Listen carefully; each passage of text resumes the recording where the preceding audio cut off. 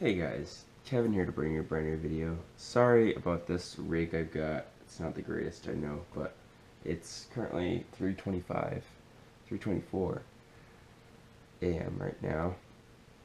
I'm here to talk about David Lynch right now because I just got done watching one of his films. I don't know if I'd even call it a real film, but it was a long video on YouTube. I yeah, it's a film, but it's not like your usual long hour and 30-minute film that's like structured the same way. It was almost like I don't know, it was just something else from David Lynch. Like it was just crazy to think what David Lynch could bring in something like that by taking something so like simple like that. Like, so I hope I don't spoil too much in case you want to still watch this. I mean, I don't even understand it, to be truthful, so if I tell you about what I thought, it probably wouldn't give away a whole lot. Anyways, so there were a couple of really weird things about it. First of all, um, the film was called Rabbits, and all of these characters were rabbits.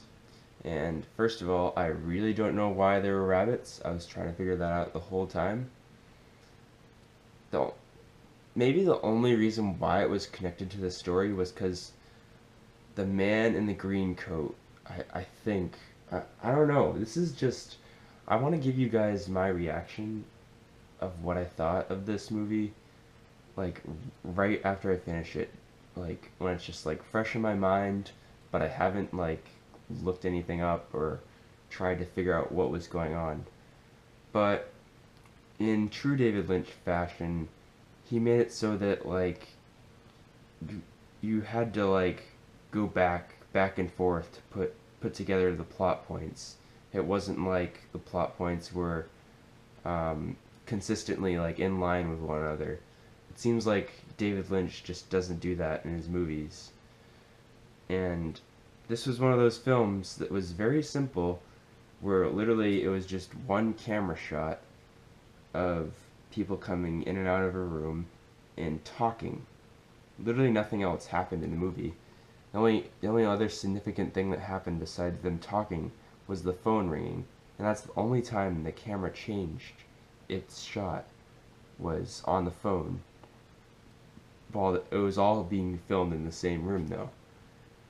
Now, the thing that it was like a movie that didn't rely much on anything to tell its story, but at the same time all had dialogue that made it so you really couldn't understand what was going on at all. Even though there was nothing else really happening in the movie besides them talking, except for a few things with like demons and whatnot. I don't know. It was it was a strange movie. I When I first saw it, I was like, why am I watching this? Like, it's just one of those like weird things. I mean, I was just curious because it's David Lynch. He is a good director. I will credit him for that, but he's a hell of a confusing director. But I mean, like, it's so weird for me to watch something like that, especially because I have to say, like, one of my biggest, probably my biggest, um, I guess you call it like a phobia. I don't know, like people have like some people are like afraid of mannequins. Some people are afraid of I don't know, just different scary things. But I mean, if there's anything that scares me that I get like afraid of or get freaked out by is people reenacting as animals. And I didn't understand why it was so connected to the story, except for maybe that man in the green coat thing. But yeah, it was just weird because one time I saw this movie Ice Age. It wasn't this thing wasn't connected to Ice Age, but it was like a bonus movie within well, on the DVD. There was like a bonus movie on the DVD Ice Age of this weird animal trying to like do this, and it reminded me of that. I don't know. You guys probably don't know what I'm talking about, but I just have a weird fear of that. But I really did not understand that film at all. Like I was just so lost. But at the same time, I know where it was going. I know that what was happening was that each dialogue line was connected to another that would be said like a couple dialogue lines over, and you have to try to connect them all. But that's just it's like it's so like simplistic, but at the same time really hard to understand in true David Lynch fashion.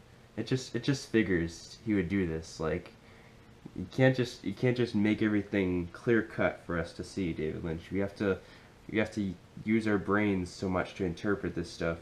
Well, I mean, I'm all for a plot that I can interpret and figure out for myself, and you know, as the story progresses, it gets pretty complicated. I mean, but the thing about David Lynch is he's different from just a complicated story because he jumbles everything and makes the story like incongruent. Like it's all like over here, like bleh. But I mean, like some plots are like, okay, one thing happened here, one thing happened here, one thing happened here, one thing happened here, one thing happened here, and you can like connect them all. You know, like they're all like in order. David Lynch is just not about order. That's what it is. But it's fascinating to see him create such a such a sophisticated type of filmmaking in this way that mystifies the viewers and makes them really question what they're seeing even.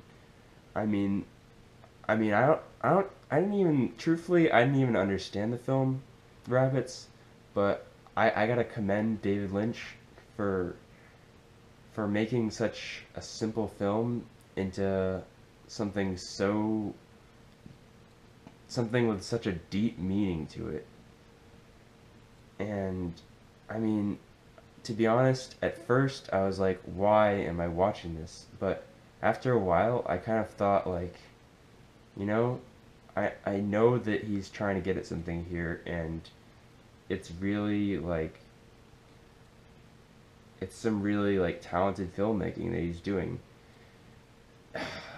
That film was like weird though. I do gotta say, like I didn't understand the crowd.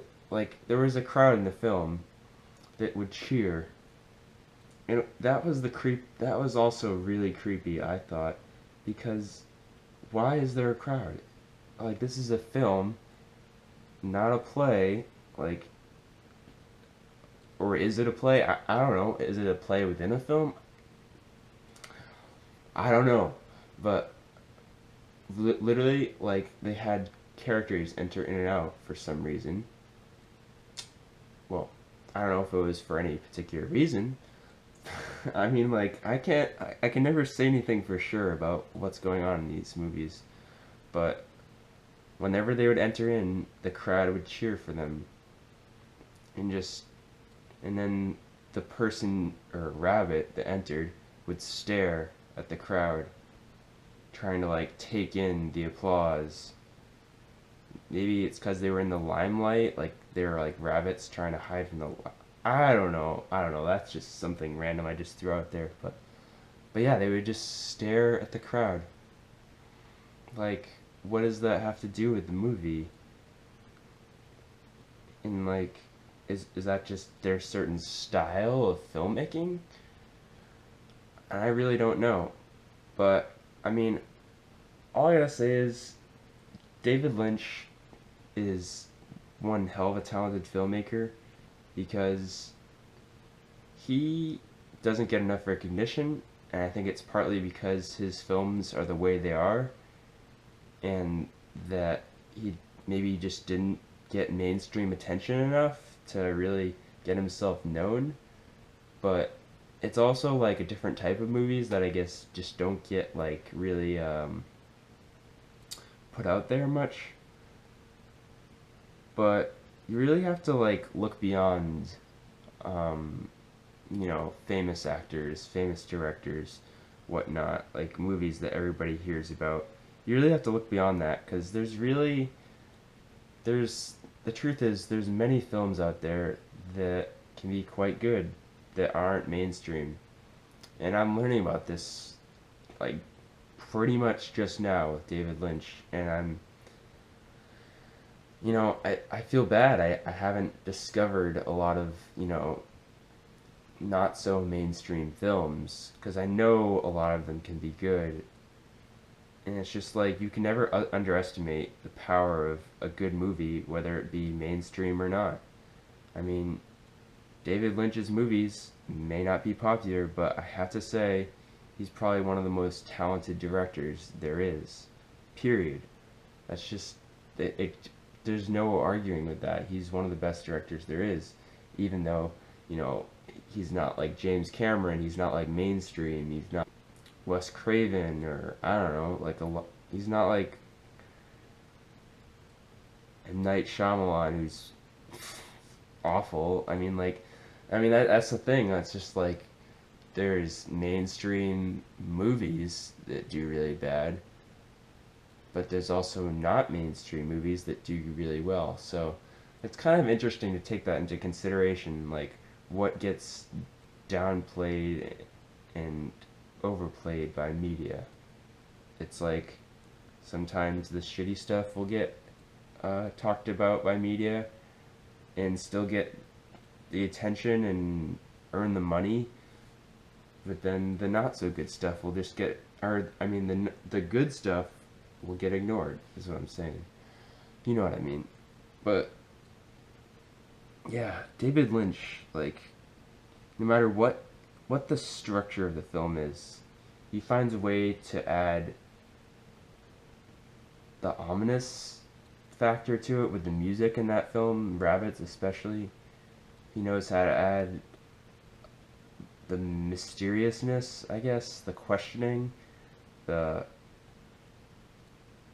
deeply metaphorically thinking, and he knows how to bring out the plots that just really make us think and just reflect on what this could be, what it could mean, and just being able to create different environments to interpret and observe on a very complicated scale in all sorts of ways. So it's pretty wild what this guy does, I just gotta say. I mean, I feel like all of his films are just all gonna be like so different though.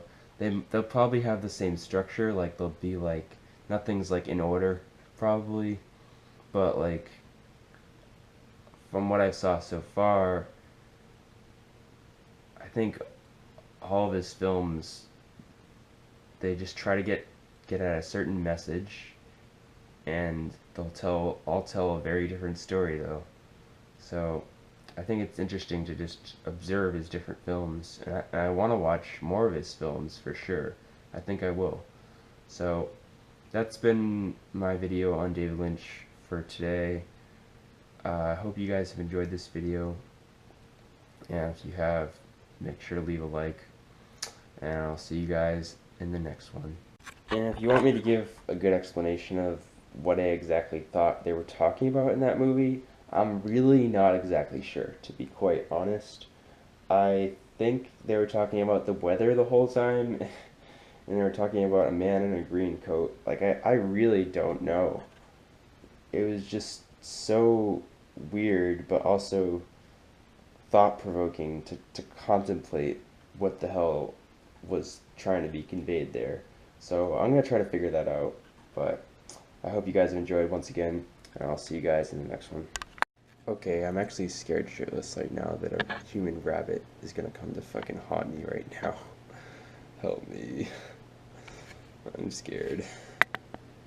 Why did I choose to watch this right before I went to bed?